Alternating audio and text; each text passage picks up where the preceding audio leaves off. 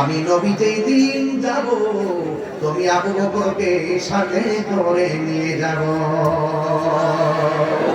আমার নবীর সঙ্গে হইতে যাইয়া সিদ্দিক আকবর ভালোবাসা দিয়েছেন। আমার নবী সিদ্দিক আকবরকে কোলে নিয়েছেন।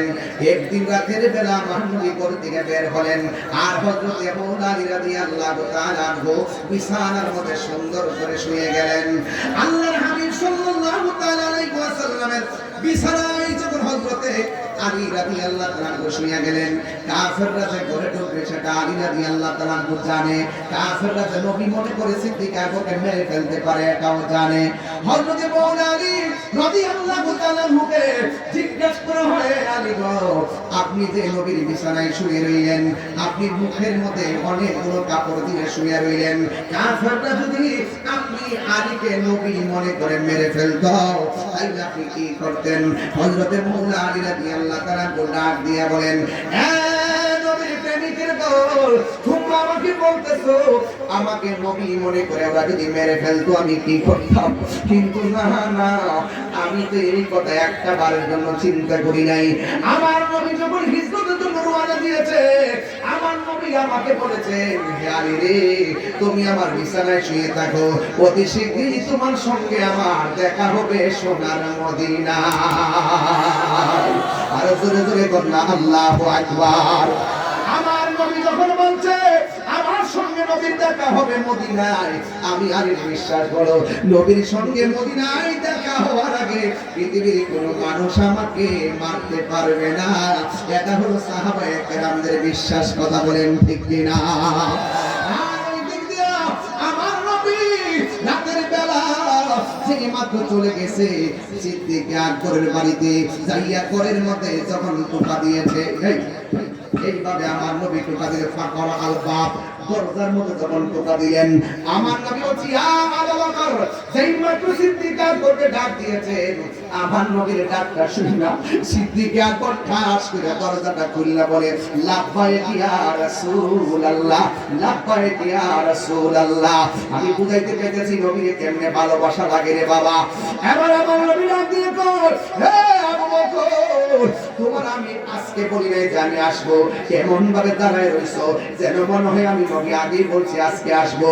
হে আবু বকর, এত রাত হয়ে গেছে, আমি এত আগে বলেছি আমি একদিন রাতে যাব, আজকে রাতের বেলা যাব, আমি তো তোমাকে কিছু বলি নাই। আমি যে তোমাকে ডাক্কা দেওয়ার সাথে সাথে তুমি দাঁড়ায় গেলা। হে আবু বকর, তুমি কি ঘুমাও নাই? সিদ্দিক আকবর ডাক দিয়া বলে, ইয়া এই আল্লাহ রাসূল হবে।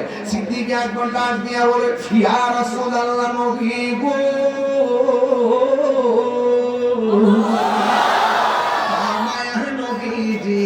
যেই দিন আপনি আমারে বলছেন মদিনায় আমার সঙ্গী বানায় নিয়ে যাবেন, সেই দিন আমি দিনেও ঘুমাই নাই, রাতেও ঘুমাই নাই। ইয়া রাসূলুল্লাহ, নবী গো, আপনি আমাকে একটা ডাকের বেশি দুইটা ডাক দিলে যদি আপনি নবী কষ্ট পান, আল্লাহ কষ্ট পাবে। এই জন্য আমি একটা সেকেন্ডের জন্য বিছানার মধ্যে পিঠ লাগাই না গো নবী। এই কথা বলার পরে আমার নবী বলছেন, হে আবু বকর, আর দেরি করা যাবে না, কাফেররা বের হয়ে গেছে, রাতের অন্ধকারে আমরা রওনা দিয়ে দিব। সিদ্দিক আকবর নবীর পিছনে পিছনে যায়, আমার নবী সামনে সামনে যায়। আমার নবী যখন সামনে যায়, ওই মুহূর্তে আমার নবীকে সিদ্দিক আকবর ডাক দিয়ে বলে, ইয়া রাসূলুল্লাহ, এতক্ষণ আমি আপনার পিছনে গিয়েছি, এখন একটু আপনার সামনে আমি যাব। আমার নবী বলে, আবু বকর, তুমি কি জানো না নবী রাসূলদের অগ্রগামী হওয়া যায় না, নবী রাসূলদের সামনে জোরে কথা বলা যায় না, তুমি কেন আমার সামনে যাইবা? ইয়া রাসূলুল্লাহ, নবী সামনের বাড়িটা একটা কাফেরের বাড়ি, ওই কাফেররা তো আপনাকে তালাশ করতেছে, যদি আপনার রাস্তার মধ্যে দেখতে পালায়, কাফের বাড়ি থেকে আপনার সিনা মুবারকের বরাবর ওরা তীর মেরে আপনাকে আঘাত করতে পারে। ইয়া রাসূলুল্লাহ, নবী আপনার সামনে আমি থাকতে চাই, একটা পুদিনা দুইটা পুদিনা যত তীর আসে আমি আবু বকরের সিনার মধ্যে নিয়ে নিব, কিন্তু আপনার বদন মুবারকে একটা তীরের আঘাতও আমি লাগতে দিব না। এইভাবে যাইতে যাইতে অনেক দূর পর্যন্ত গিয়েছে, হঠাৎ করে আমার নবী আপনার আমার নবী একটা গুহার ভিতরে আমার নবী গিয়ে ঢুকলেন। গুহার মধ্যে ঢোকার পরে সিদ্দিক আকবর বলেন, আমি দেখলাম গুহার ভিতরে অনেকগুলো গর্ত দেখা যায়, প্রত্যেকটা গর্তের মুখের মধ্যে একটা করে সাপ দেখা যায়। আমি দেখলাম শুধু গুহার মুখ আছে, পিছন দিক দিয়ে গুহার কোনো রাস্তা নাই, ডানে রাস্তা নাই, বামে রাস্তা নাই, এমন একটা গুহা। আল্লাহ আমার সুযোগ দিয়েছে, ওই গুহাটা দেখার জন্য আমি গিয়েছিলাম রে বাবা। ও বন্ধু রে, ও জনমের বাবা, এই ওয়াজটা কেন করতেছি জানেননি? এই কিশোর বয়সের পোলাপানগুলা ইতিহাস সম্পর্কে জানে না, এদেরকে ইতিহাস জানাইতে হবে, এদেরকে ঘটনা জানাইতে হবে। মুরব্বীরা জানলো, ছোট্ট পোলাপানদেরকে জানাইতে হবে, কারণ এরাই তো আগামী দিনের ভবিষ্যৎ। কথা বলেন ঠিক কিনা? ওই সিদ্দিক আকবর গুহার ভিতরে যখন ঢুকছে, আমার নবী আপনার নবী রাহমাতুল লিল আলামিন ডাক দিয়ে বলে, আবু বকর, আমার একটু ক্লান্তি লেগেছে, আমি একটু আরাম করব। সিদ্দিক আকবর নবী পাককে এই হাঁটুর মধ্যে, এই মুরু মুবারকের ভিতরে আমার নবী বালিশ বানায়া দিয়েছে। জোরে জোরে কি আল্লাহু আকবার বলা যাবে না?